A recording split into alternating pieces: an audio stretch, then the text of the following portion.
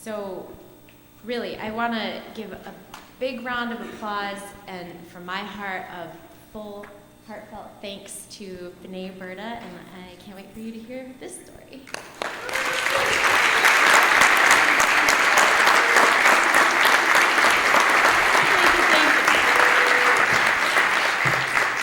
I feel like it's us who got the big gift for being here. So welcome. We've been here, Doug and I have been here about 36 hours now, and I think you're all sharing the same feeling we are. I heard it all over the room yesterday. I heard, don't you just love this group? And isn't this a really fun event? And isn't this a great place to be? So thank you for inviting us and sharing that with us. And I started thinking about all those comments last night. And you know, one of the groups we work with in Nicaragua that you'll hear about and see on this video we're going to show is an intentional community. They're an NGO and they're an intentional community. And I've often focused on what that means, and I really don't have a concept, or I didn't think I had a concept of what that really was about until I got here. And I spent this 36 hours here, and I feel like maybe I'm a little late to the table because I get so lost in my own little world downstate, but I'm so proud to be here in Michigan, my home state, and I feel like this is an intentional community. And maybe you all know that, but I just kind of figured it out. And what it does, I'm reflecting on it already, and I haven't even left yet. What it does is encourage each of us, or at least it encourages me, to keep on my path. And so I think it's a really subliminal thing, but I think it's a very important thing, and I don't think it's an accident. And I think you should all know that we're all part of this intentional community. And I guess that if I can take anything home with me, it will be to try to keep this community and, of course, expand this community. And I think that our real challenges will be when we try to expand the community to include the person who pulls in front of us at the natural food store and steals our parking space. Or in my case, the customs official that calls and says, no, you really do owe that 16.5% duty for that former order. And I think that's when we need to really focus on the expansion of this intentional community. So let's keep it going. So, thanks. As Sana mentioned, I can't see any of you. These lights are like blinding. So I know you're there. So I want to share my story and our story. And it's really about this remarkable project that I've sort of fallen into and found myself part of. And it sort of epitomizes that one of my theories in life, which is that if you breathe life into something and you follow your heart through the project and you keep stepping forward, as we heard from our previous speaker, no matter how, even if you don't know how those steps are going to be made, and even if you feel like those steps are getting you nowhere, forward, movement, you just keep taking those steps. And you ask lots and lots and lots of questions along the way, that pretty soon you'll find yourself in this remarkable place, having created kind of this, or be part of this remarkable project. So that's what I'll tell you about. For me, it all started with the soil, which I think is no accident. And I learned about organic farming in the late 70s from a group of Michigan farmers that were bean farmers. I'm sure you've all stepped on an organic farm before, and if you haven't, you have to do it right away. If you step on the soil of a conventional farm, you're stepping on cement. You know, we heard yesterday we've lost a third of our topsoil. When you step in, I always found it remarkable that when you step into the soil of an organic farm, the soil gives. What happens is you sink down to the tops of your shoes.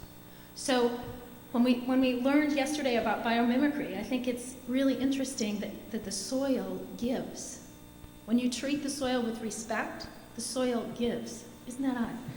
Anyway, so these farmers in Michigan taught me about hand hoeing fields with their grandkids and crop rotating and working with nature instead of against nature. And pretty soon I found myself dropped out of Michigan and University of Michigan to pursue my career of selling organic food and converting as many acres from conventional cotton farming, or from conventional farming, at that point it was beans and corn and things, into organic farming.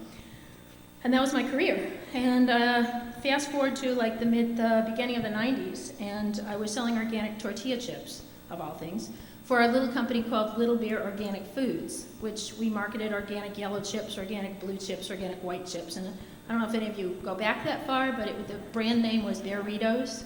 And Burritos Organic Chips is where Maggie started. It's kind of funny. It all started with a tortilla chip. We had just marketed organic blue chips, and you all know blue corn comes from Indian corn, ancient kernels. The Hopi Indians pulled off the blue corn kernels, and when you plant a blue corn kernel and it grows, it produces a white ear of corn. And then the corn gradually turns blue before harvest, which is like a gift from the gods, right? It's like magic. So the Indians started to revere this corn and, had it in special occasions, etc. And we started marketing these tortilla chips to kind of tell the story of Hopi Indians.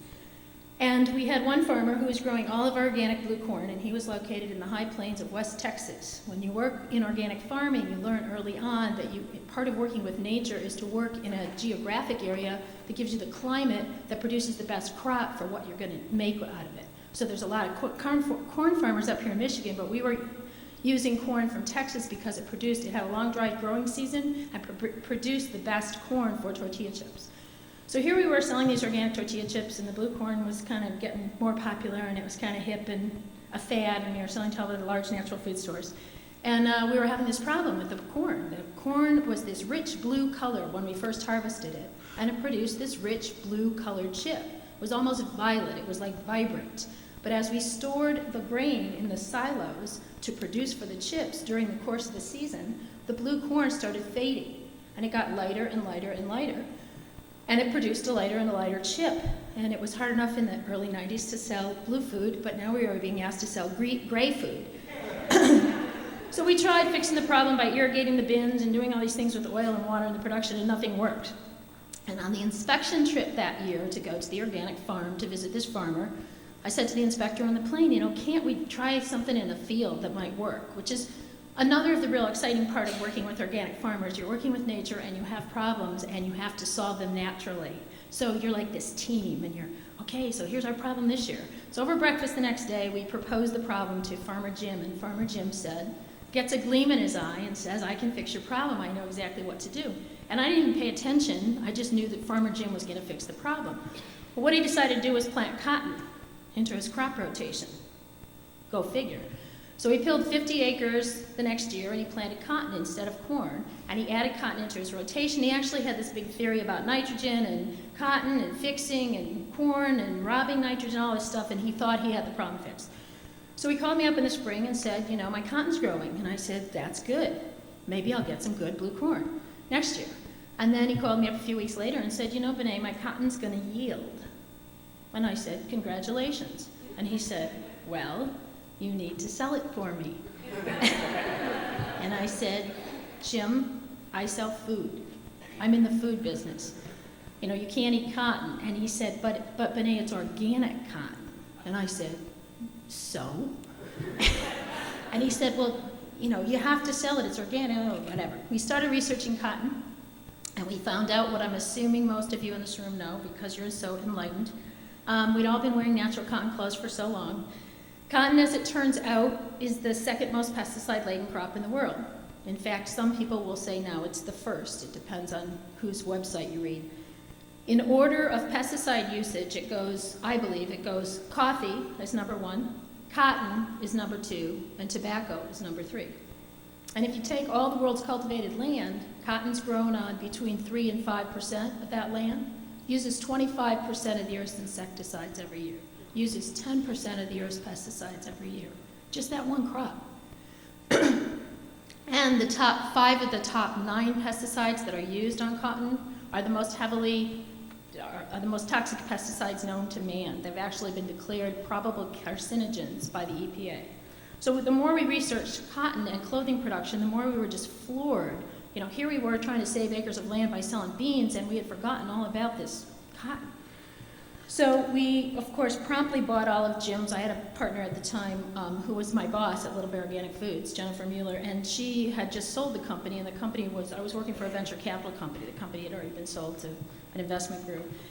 And so she was like, what do I do? And I said, well, we have to go buy all of Jim's cotton, just, period. Prepay for it, let's go. And let's get every other organic farmer that we know to grow cotton. So that's what we did. And so we yielded like 25,000 pounds of cotton from Jim's fields, and we bought it all. And we had absolutely no idea what we were going to do with it. or how to do anything with it. We just kind of figured we'd go to some production facility and say, here, make us some clothing.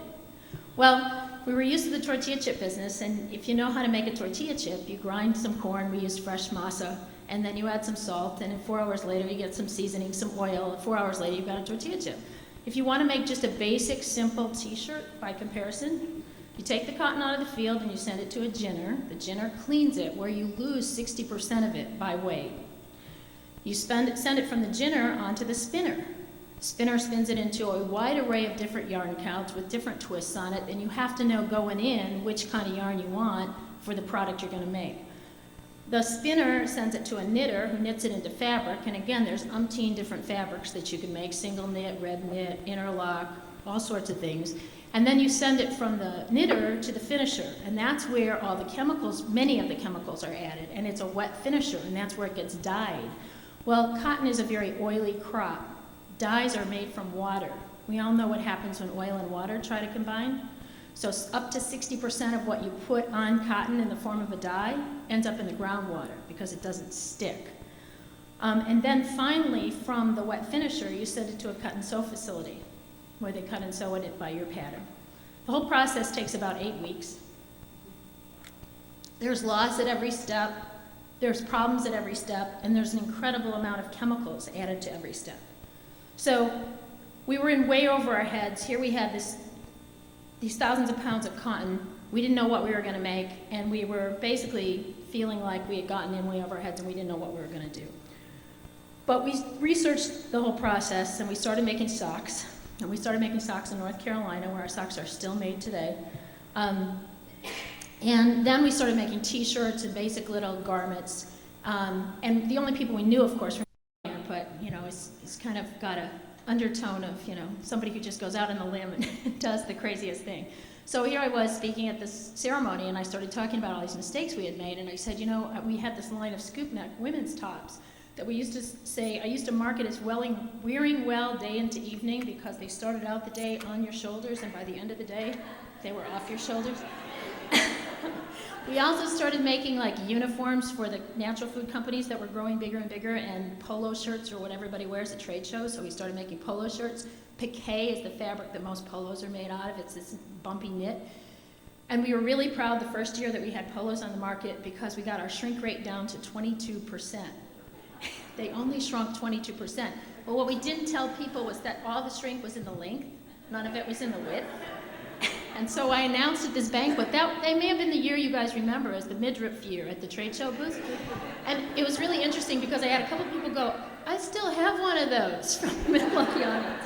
So we should have gone out of business. We never should have made it. I moved the company back to Michigan in '96. I bought my partner out. It had started in Michigan. It felt really good to be home. And we made it. And one of the reasons we made it was because we started selling t-shirts. Go figure, the great commodity, the dispensable commodity that we all have too many of. But we started selling t-shirts because we had people like the Indigo Girls supporting us and buying our t-shirts, and we had the Free Tibet concert tees. Those were all our tees. I don't know if you all remember that concert. It was at RFK Stadium and got struck by lightning. It was one of my weakest moments. I had friends over that weekend. We were watching the concert simulcast on television, and there was this lightning striking the concert, and everybody was frozen in front of the TV, and I was going, those are my t-shirts, those are my t-shirts, look. So people kidded us that year that we had a sale on scorched black shirts after everything. Anyway, so we made t-shirts, and actually Benco and Ben & Jerry's bought all their t-shirts from us between 95 and 98, I think, when they sold the company. And Ben & Jerry's became our biggest account, so I really blessed Ben Cohen because he just decided one day, after he learned all this story about conventional cotton, that he would just convert all of his t-shirts to organic. And that's where this light bulb story kind of happened. And the light bulb story I'll have to go through quickly, but basically we were doing all of Ben & Jerry's t-shirts. They had become about 60% of our sales. And what we were noticing all through our production cycle was that we couldn't get an order out on time. We were using cut and sew facilities in the United States, and these places were, the sew shops were in Alabama, South Carolina, Mississippi. they were underutilized. The great exodus of American clothing apparel had already started. You know, the offshore movement had already begun. So we'd go into these facilities and they'd have maybe 1,500 sewing machines, and of the 1,500, 700 of them would have dust on them this thick because they didn't have enough contracts to keep themselves going. And so we'd go in with our little orders for 5,000 or 10,000 t-shirts, and the guys would say, yeah, no problem, I'll get your order out in 2 weeks. And 4 weeks later, we still wouldn't have our order. Or we'd get our orders in and we'd have all these construction problems just on a basic t-shirt.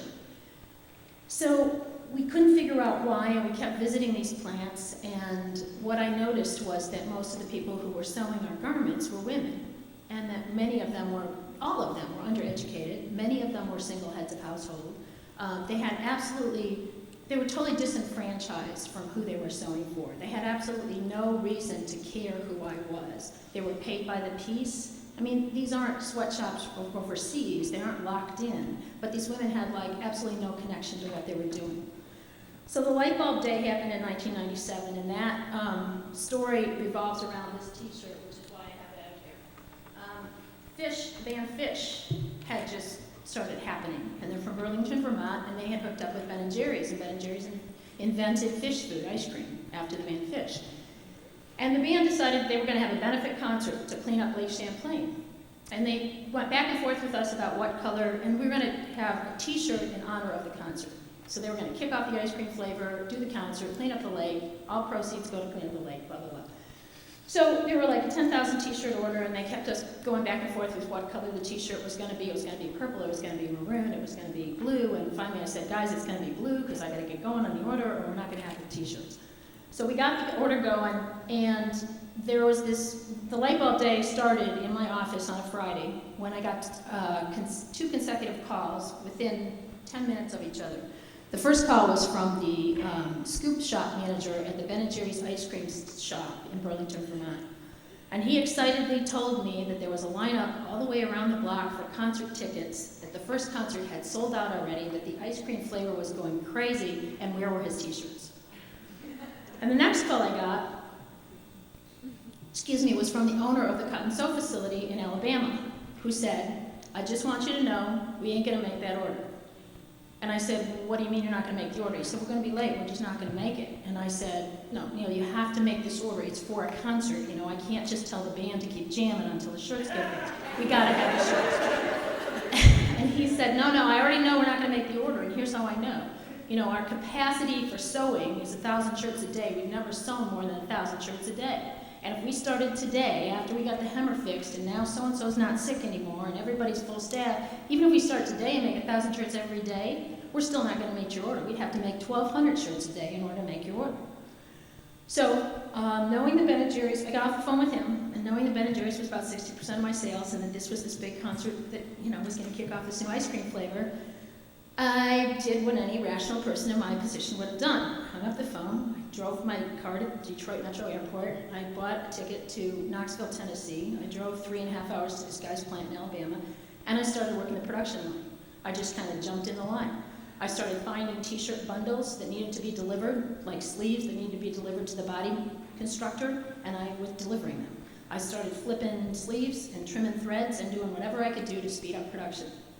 And the women at the plant didn't particularly acknowledge me, they didn't embrace me, but they were paid by the piece. So I was kind of like, hey, can I help you? Hey, can I be here?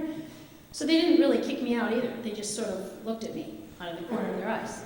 But the owner of the company saw me and talked to me and basically told me to get out of his plant. And I said, no, I can't leave until I have these shirts. You see, this is, and I was mumbling all this stuff about debt and business and going under and all that sort of stuff. And finally, but I kept saying to him, can you just let me talk to these women and explain why I'm here and explain what this is about? And his response was always, no, you can't talk to these women. These are my women. Okay. So I just kept, trimming threads and doing what I could do and kind of going like this to people. And the middle of the second day, the bell rang at 3 o'clock in the afternoon, which was always funny to me because in these sewing facilities, they rang school bells. Which would indicate that it was break time.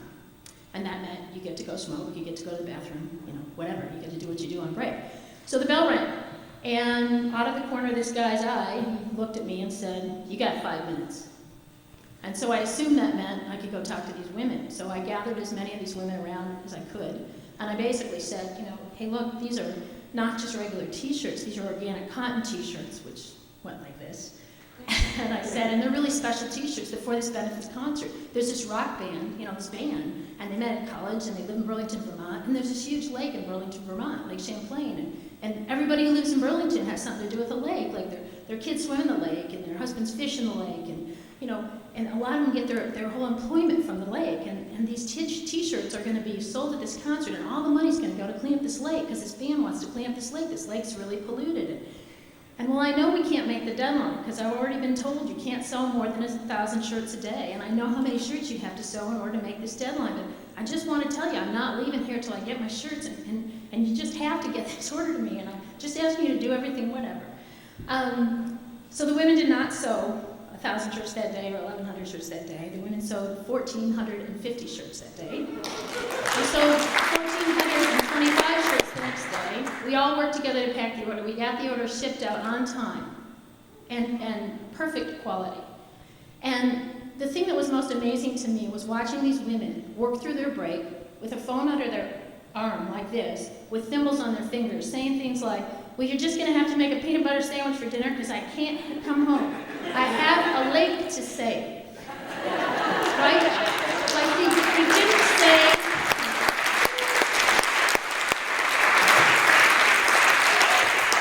they didn't say, my boss is making me work overtime. They didn't say, this crazy northern woman who's running around like a nut won't let me leave. They said, I have a lake to save. And it just blew my mind. And that was the light bulb day. Finally, I get to the light bulb day. And what I realized that day was that my company was no longer about saving acres of land, just. My company was about taking the people who sew our garments and connecting them to the people who wear our garments and getting out of the way. If we could just back out of the way and let those people connect, that'd be it. You know, I was like, there'll be no more war. There'll be no more war. Yeah. So the downside of the story was then I walked into the guy's office who owned the plant, and he was in there with his calculator going, wow, 1,450 shirts is our new production goal, blah, blah, blah. And he was like adjusting their piece count to fit 1,450 pieces. Well, P.S., he was out of business in 6 months. The IRS closed him for not paying his taxes. And that's when we started losing contractors to bankruptcy at a very rapid rate. We actually lost 5 cut and sew houses within an 18-month period between 1999 and 2000. And at that point, I said to my production manager, you know, we can't stay domestic anymore with our apparel. We have to go offshore because I'm not going to survive. We're not going to survive on just socks. Those are still domestic. We need apparel, and if we're going to make apparel, we have to go offshore. So how am I going to go offshore and not go to a sweatshop? What are we going to do? And now I'm going to let the video tell you what we did because it says it a lot more eloquently than